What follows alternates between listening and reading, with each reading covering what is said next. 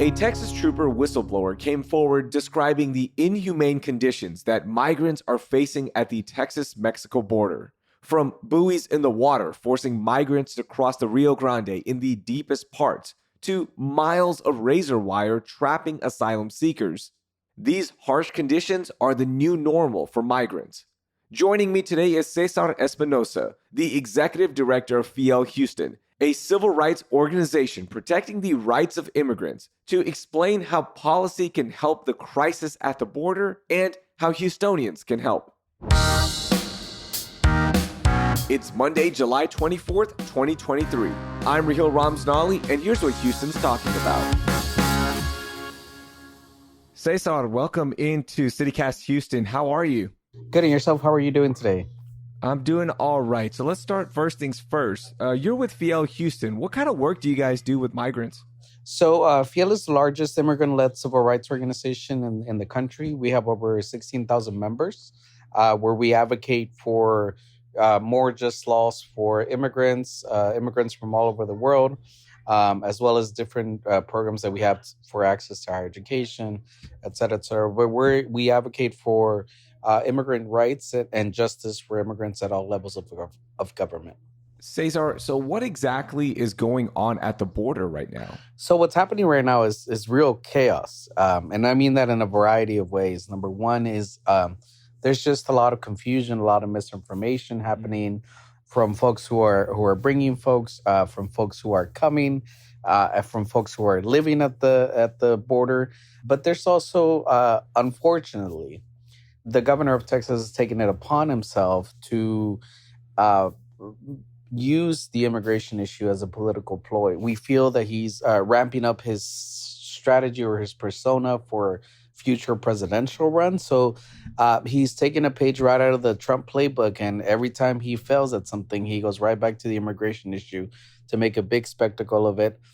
So that way it can move his space and it can show people that he's doing a good job. But unfortunately, the immigrants who are coming over, the refugees, the asylees that are coming over, are the ones that are taking the brunt of the force and are being used right now as political ploys by Governor Abbott.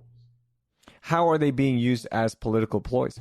Well, first of all, let's talk about what the governor of Texas should be doing or not be doing. Number one, he should be worrying about Texans and worrying about the issues like the power grid, things like that, things that actually have killed and continue to plague Texas. Texas is getting warmer. We've seen all of that.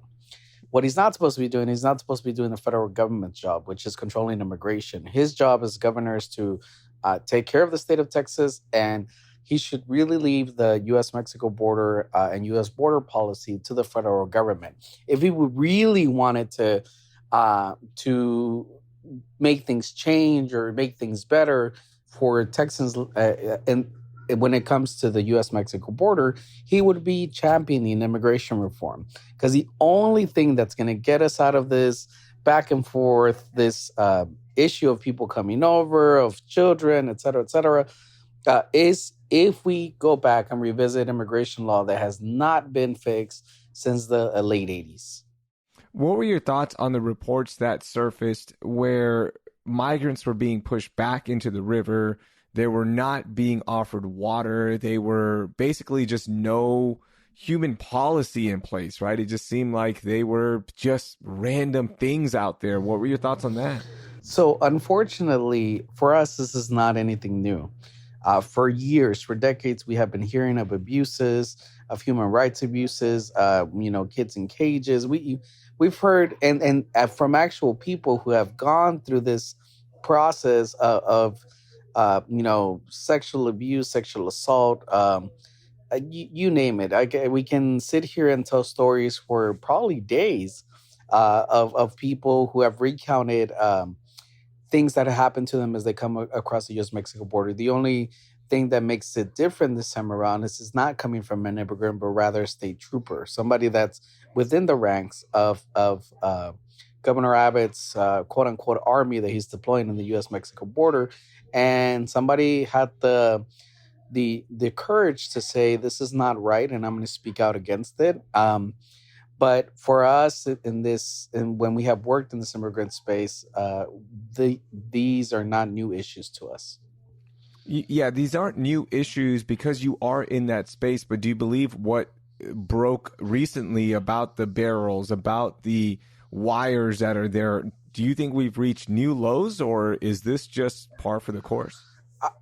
I, I want to say that in recent times, yes, this is a new low. But going back into, unfortunately, the U.S. has a habit or a pattern of repeating a lot of its negative history. And what we've seen is, I invite folks to look up something that's called the American Canal, which was in the 80s. They built these levees or these really steep concrete barriers along the side of the U.S. Mexico border in the Rio Grande, and they didn't put any safety measures on it, anything to so people, even if people, there was a case of a child who fell in, who couldn't save himself because there was nothing to grab onto. And instead of the U.S. government investing in handles or investing in policies or making things better, they invested millions of dollars into a machine to scoop up bodies out of the Rio Grande. So what this did was it pushed people to try to cross from within more dangerous territory, and it increased the deaths. Unfortunately, we see this exact same thing repeating itself now here in Texas, where they're making it harder for folks to cross in some of these areas, and is only pushing folks to cross along more dangerous paths. So, DPS Director Stephen McCraw called for an audit to determine if more can be done to minimize the risk to migrants, like troopers warning migrants not to cross the wire, redirecting them to ports of entry, and closely watching for anyone who needs medical attention. Do you think any of these policies will help at our borders? Well, two things. Number one is people or the troopers have the ability to do that now. We don't need to, really look into it. We don't really need to pass a sweeping reform within the state troopers to make them do what humanity tells them to do, which is to, take care of people. But the other big part of it is that you have folks directing people to do precisely the opposite of that, which is to turn people away and to not offer them water. And one of the things that really worries us, especially about this gentleman, is the fact that he has covered for the troopers for so many other instances where we don't trust them in looking into themselves or self-investigating, because at the end of the day, we don't know what they're going to say. And we saw this just recently in Uvalde, where they said they stormed the classroom at Robb Elementary, and they went in, and then as footage came out, as these reports came out, it actually was hours before they reached these children who were being massacred at an elementary school. So we really, as a Texan, I feel like we've lost faith in definitely the state troopers and faith in this leadership to really find justice for anybody in this state.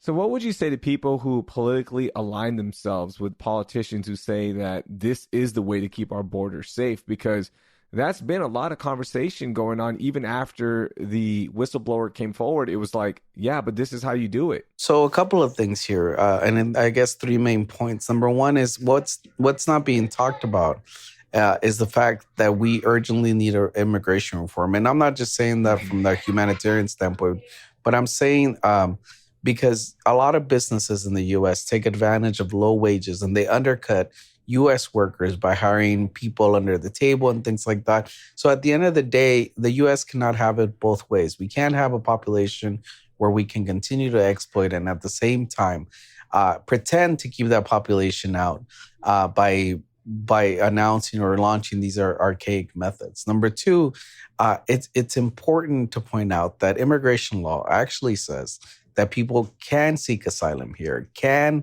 find refuge here if the U.S. reach the U.S.-Mexico border. So what we see now is that Governor Abbott is impeding that by not allowing people to come here. So he's actually violating federal law. And third of all, if we really want to stop this, if politicians really talk to people on the street as much as we do, or everyday folks who are just here, we could cut a lot of these illegal crossings if we revamped our immigration laws and allow people to go back or allow people to come in the quote unquote right way or the legal way if we really wanted to work on that. Unfortunately, there's not political will from either party to really sit down, put our differences aside, and come up with real solutions, real laws that reflect an America in 2023. These are all great ideas, and that could really help with progress at the border, in my opinion. Do you think that would help these towns that are overwhelmed with implementing some of these policies and then almost a reframing of everything that's going on? So this could lead to actual progress?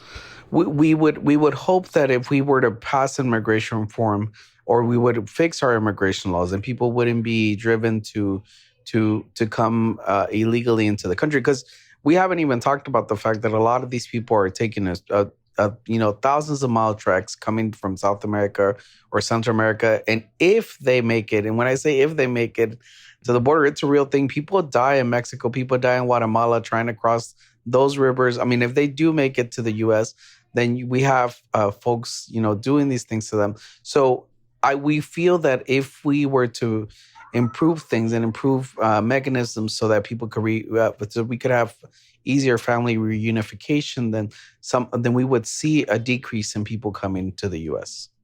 When I hear the phrase protect our borders from politicians, that immediately signals something negative, right? Like the people that are coming in are out to do something bad. And sure, are there bad people in any scenario, in any group? Yes, there are. But when you hear that phrase, what exactly goes through your mind? Is it similar to what I'm thinking? Like, what do you mean protect our borders? Because as an immigrant, I'm thinking, hey, I've added so much to society. What are we protecting ourselves from? So, I mean, I'm glad we have 10 hours to dive in depth into this. No, I'm just kidding. I mean, it's so complex, right? I mean, Yeah. Starting from, if we want to go at a micro level, from these used to be indigenous lands and the U.S., we can talk about that. But what really is happening right now is that there's a polarization in trying to vilify immigrants and to make them seem like they're the other people, trying to separate them. When in reality, when we talk to people just want the ability to live a life just like anybody else would, and to seek better opportunities for themselves and their family. And the U.S. continues to supply that for them, or to give them that at a great cost of cheap labor and underlying wages. But at the end of the day, it's better than things that are going on in their countries. And one of the things that we like to point out, especially right now, is that people often think that immigrants are just Mexican immigrants, when in reality, the largest number of immigrants coming over through the U.S.-Mexico border right now are people from Venezuela and people from Guatemala. And they're not for economic reasons, or rather, people from Venezuela are coming over because of the political turmoil that Venezuela is facing. Mm. And people from Guatemala are coming over because of climate change. And that's one of the things that people don't talk about, and for some people in Guatemala, they just cannot physically live in areas where they may have lived for centuries. Wow. Just wow. What can we do as Houstonians to help? I think as Houstonians, we have a unique opportunity.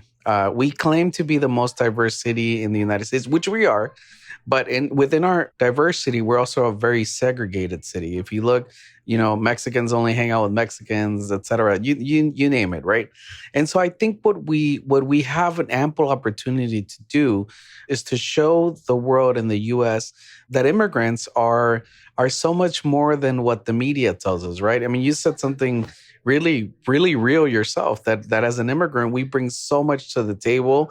And whenever I have somebody come visit Houston, the first thing I do is talk about the Houston food scene, and how even though I am undocumented and I haven't been able to return home in 33 years, and I always was jealous of my friends traveling, across seas when I was younger and stuff like that. I feel that in the way the world has come to Houston, and it offers so much diversity and so much beauty in food and culture. And we have an opportunity to show the U.S. that a better country is possible if we take Houston and just expand our vision and our diversity and beautifulness all over the country. Cesar, thank you so much. I know this was a tough topic to talk about. There are so many things going on at the border that we all wish that we could fix, but it's going to take, slow progress, unfortunately. And I'm glad this conversation is maybe one step closer to getting that conversation started and fixing it. Absolutely. And thank you all for continuing to talk about, more people need to talk about this. And thank you so much for picking this topic and allowing other people to see this perspective. That was Cesar Espinosa. You can learn more about FIEL Houston with the link in our show notes. Before we go, if you have a lead foot, then you need to start slowing down because TxDOT has announced a new campaign targeting drivers going over the speed limit. The Be Safe, Drive Smart campaign will put more law enforcement on the roads ticketing fast drivers to help reduce the number of deaths on Texas roads. 1/3 of fatal deaths on Texas roads were caused by speeding. That's 1,469 deaths and 6,312 injuries. Be a responsible driver and protect your fellow Texan. That will do it for today. Thank you for listening, and I hope you learned something new.